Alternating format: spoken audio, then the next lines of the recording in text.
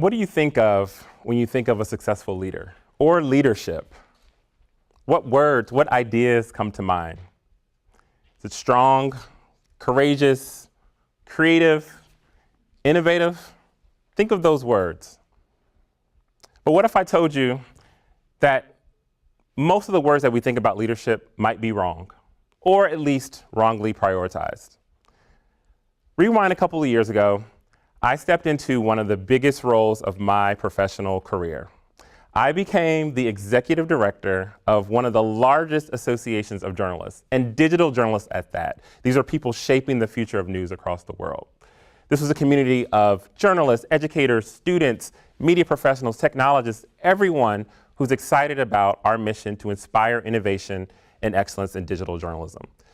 This was an important job, particularly at that time and even now with the state of journalism. This was actually my dream job. You see, like many in this room, I went to Ball State University too, and I am a proud product of the College of Communication, Information, and Media. But when I graduated, I struggled a little bit to figure out where I fit in this journalism world and space. I wasn't quite a hard news reporter and editor. I didn't want to fully be on the business and PR side. So I really struggled to figure out where I wanted to be in the career. So this job was it. This combined all of my passions, everything I wanted to do. And on top of that, I liked the people that I worked with. And they liked me. This was career utopia, right? This is it. This is what you go to school for. But it wasn't, actually. That first year, that actually was one of the worst years of my professional career. I didn't sleep much. I didn't take care of my body, eat well, didn't exercise, and according to my doctor, I had the highest stress levels I've ever had. So I know if I was hearing that, I would think, he probably just wasn't up to snuff. Probably dropped the ball, couldn't perform, right? Oddly enough, that wasn't the case. Externally, we had an amazing year my first year. We had a record number of membership. We had amazing new programs that we were launching and doing. And not only that, these initiatives, they were making an impact. We were training and educating journalists across the world, which in turn was making these communities more informed across the globe. And I was getting accolades from all sorts, externally, the people that I work with. I was getting all these positive reassurances. But that did not matter because I was scared they would find out my secret. No, I was actually afraid. Every day I was afraid. And what my secret was, I didn't know what I was doing. Every day was a guess. Every day I had no clue. People were looking to me for direction and advice, and they were asking me about the future of journalism. I'm just Irving. What do I know about the future of journalism? But the reality was, I had a clear vision for where I wanted to see the organization. I had spent many years training and development. Ball State also prepared me for that. I was prepared. But it didn't matter. And I didn't feel that at all. I felt like a failure. And one of the things that was so amazing to me is in all this preparation, the conferences, the training, everywhere that I went, you learn about strategy, you learn how to manage people, you learn all these things. And then this thing was happening to me. I was like, why am I feeling this way? Why am I stressed all the time when I'm getting all these positive affirmations? But it still wasn't enough. So I set out on a quest. I was going to fix it. You could just fix this, right? So I thought, you know what? I'm just not productive enough. If I can find more ways to get more done, I will be confident enough and I will know what I'm doing and this feeling will go away. And certainly somebody could just teach me this, right? So I did that. I sought experts, I thought coaches, thought therapists.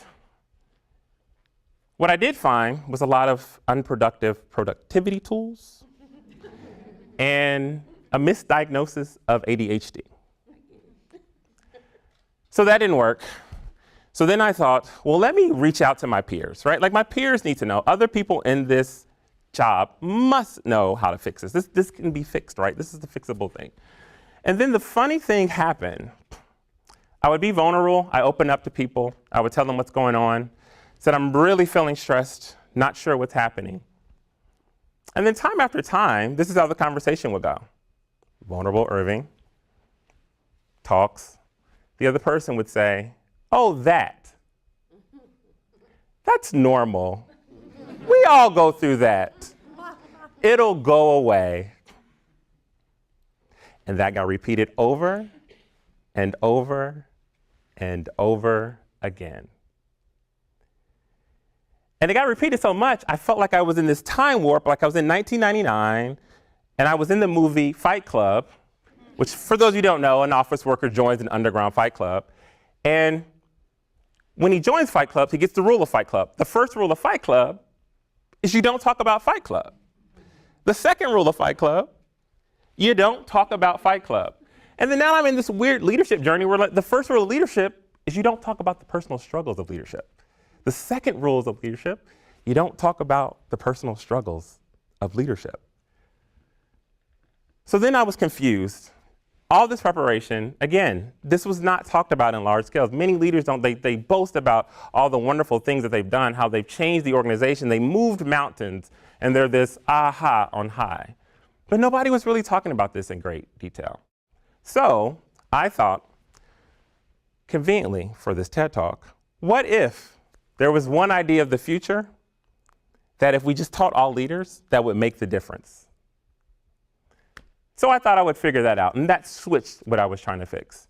And in that quest, I thought I'd reflect on all the amazing network of peers that I know and what they do. And one of the people that I reflected on was a friend of mine. Her name's Monica, for the purposes of this TED Talk. And Monica was like me.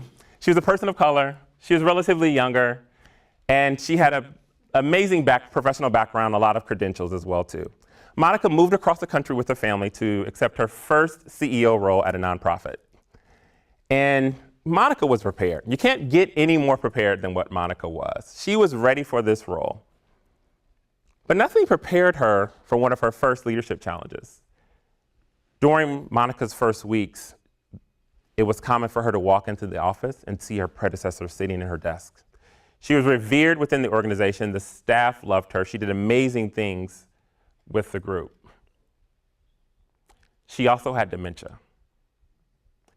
She would walk through the building. The staff didn't know how to react to this person that they loved and adored, and they didn't quite recognize who this person was.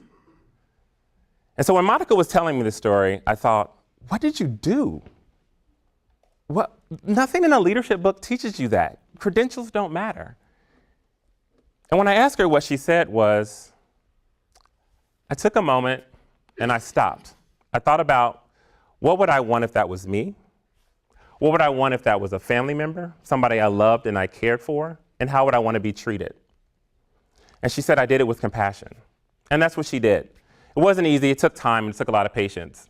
But with that compassionate leadership, that is what drove a better position for all the people in the organization. So then I thought, aha, compassion.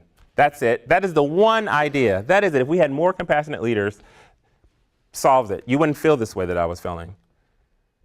Research backed it up. Compassionate leaders have a more productive staff. They have a better output. So I said, that has to be it. But then I thought some more, and I looked at other people, and I thought of my other friend, Michael, for the purposes of the TED Talk. Michael and I were in the same leadership development executive class. This was a program that provided support to us in a number of ways. We went to conferences throughout the year, many, many professional development opportunities.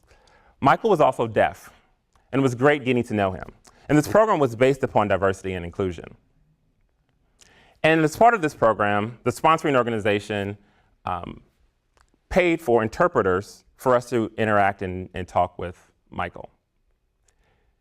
Now, there was some restrictions, I should say, around that. Interpreters were only around during our specified time. So if the session was 8 to 5, dinner was 6 to 9, that's when we had interpreters. We didn't have interpreters beyond that.